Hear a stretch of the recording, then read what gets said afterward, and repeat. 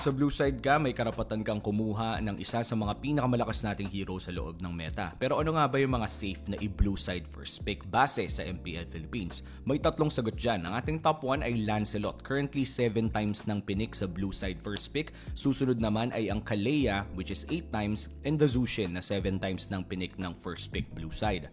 Pero bukod pa dyan, itandaan nating safe na safe din na mag-back siya first pick. Kadalasan mga Indonesian teams ang gumagawa nito at napakalakas din kasi ng back siya na mag-pressure kung utility jungler ba or pwede ring ilagay sa roam. So nagkakaroon pa ng misteryo sa early part ng draft maliban na lang kung biglang mag-decide yung coach na i-reveal ang kanilang roamer. Bukod pa dyan sa apat na nabanggit, ay napakaganda ding i-take note na kung yung mga insta-ban heroes natin sa red side, dahil kapag red ka, kailangan mo mag-ban madalas ng mga 1-1, Yi Sun-shin, and the Lancelot, laging may isang mabubukas sa mga nabanggit ko sa inyo. So kung mabukas yung back siya, yun yung kukunin nyo. Kung mabukas yung Yi Sun-shin, tas naban yung Lancelot, the Yi Sun-shin is also a valid first pick. Ganong klase yung itsura ng draft natin ngayon.